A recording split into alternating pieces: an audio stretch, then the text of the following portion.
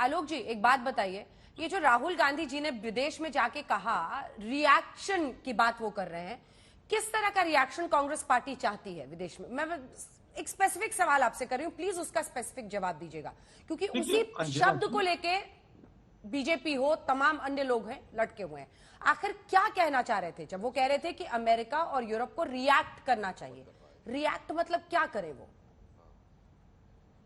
देखिए, reaction positive भी हो सकता है, नेगेटिव भी हो सकता है, सकारात्मक भी हो सकता भी हो सकता है। मतलब उन्होंने कांग्रेस ये तो पार्टी नहीं की कहा क्या कि हमारे उम्मीदें हैं, लोकतंत्र कैसे को आकर ठीक रिएक्शन कर। की?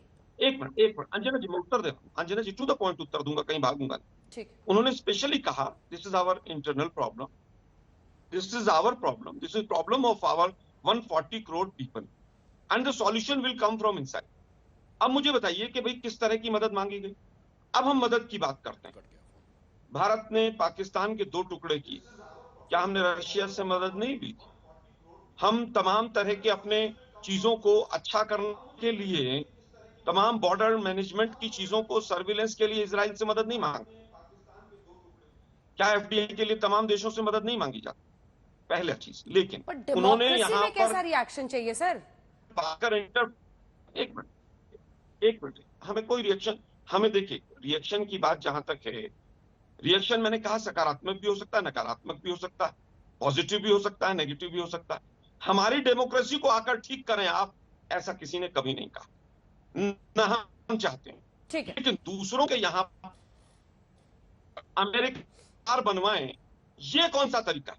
अब की बात सरकार, मतलब ये तो ठीक है कि आप दूसरे देश में जाकर सरकार बनवाएंगे, वो तो बहुत अच्छा कदम है। और हम किसी भी तरह से लोकतंत्र की बात भी करें तो हम गलत हैं। अब मैं पूछना चाहता हूं की बात, अब आपने की, जम्मू कश्मीर के गवर्नर साहब ने कहा कि 150 करोड़ की फाइलें आई, आरएसएस की बैकिंग थी कि इनको क्लियर कर दीजिए, मैंने क्लियर नहीं किया। ये इससे बड़ा काला धब्बा हो सकता? पीएम केयर्स फंड का पैसा डकार गए ये लोग, इससे बड़ा कोई काला धब्बा हो सकता है? कितनी सरकारें गिराई, कितने एमएलए खरीदे, बीजेपी वाले भी भूल गए होंगे। 40% कमीशन की सरकार चल रही है और सरेआम चल रही है। प्रधानमंत्री महोदय को तमाम कॉन्ट्रैक्टर्स एसोसिएशन और सब लोग चिट्ठियां लिख रहे हैं, इससे बड़ा धब्बा हो सकता है? देश के प्रधानमंत्री लाल किले से झूठ बोलते हैं, इससे बड़ा धब्बा हो सकता है कोई? आप पूरे देश को गुमराह करते हैं, इससे बड़ा धब्बा हो सकता है? आपकी पूरी कैबिनेट 2 रुपये ट्रोल की तरह काम करती है। कैबिनेट के मंत्रियों को अपना पीएस रखने की इजाजत नहीं, संविधान की धज्जियां उड़ाते हैं। सीबीआई कार्यालय एफआईआर ना कर दे, रात को 2 बजे आप जाकर सीबीआई के कार्यालय को घेर देते हैं, इससे बड़ा कोई धब्बा हो सकता है?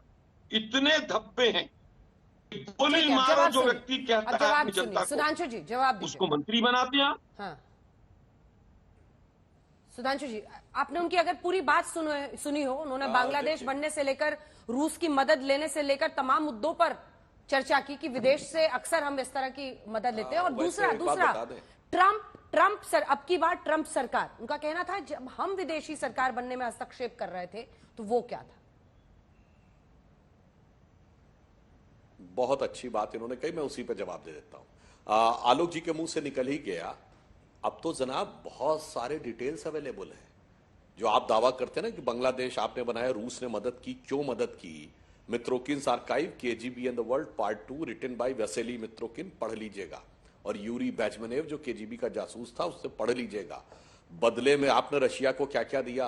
आपने प्रिवी पर्स खत्म किया, राइट टू प्रॉपर्टी में फंडामेंटल राइट्स खत्म किए, बैंकों का नेशनलाइजेशन किया, इंडस्ट्री का नेशनलाइजेशन किया, और तो और सुनिए, आपने संविधान का प्रियम्बल, जिसे बाबा साहब अंबेडकर ने संविधान की आत्मा कहा था और कहा था इसे बदला नहीं जा सकता, उसमें सेकुलर ही नहीं सोशलिस्ट वर्ल्ड भी बदला, मतलब वल्दियत बदल करके मदद ली थी। और मदद में क्या क्या था वो छोड़ दीजिए, उस जमाने में तो शायद आपको लगता होगा वो जमाने थे जब बाहर से हस्तक्षेप होता था देश के अंदर। उसमें तो बहुत सारी फैक्चुअल बातें हैं कि क्या क्या कैसे कैसे था, और आपके ही तमाम नेताओं लिखी है। नटवर सिंह की किताब पढ़ लीजिएगा कि नेहरू जी भी किस तरह विदेशों को सारी ब्रीफिंग करते थे कि अंदर क्या क्या हो रहा है। One life is not enough में लिखा हुआ है उन्होंने। खैर, अब आपका आरोप है कि हम कह रहे हैं अब की बार ट्रंप सरकार, मतलब कितना बड़ा परिवर्तन है कि आप ये कह रहे हैं कि हम अमेरिका के चुनाव को प्रभावित करने की क्षमता में आ गए।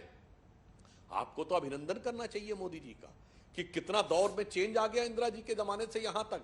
कहां वो हमारे यहां हस्तक्षेप करते थे और अब ये बकौल आपके हमारा हस्तक्षेप वहां के ऊपर है। इतना बड़ा परिवर्तन आपको नहीं दिख रहा। और मैं एक पॉजिटिव पॉइंट की बात कहता हूं, कल अंजना जी आपके यहां जो प्रधानमंत्री जी ने बोला परसों, उन्होंने क्या सेंटेंस बोला? उन्होंने कहा कि मालिकाना हक महिलाओं को नहीं मिलता था, खासकर निम्न मध्यम वर्ग और गरीब वर्ग की महिलाओं को जमीन जायदाद में हक नहीं मिलता था।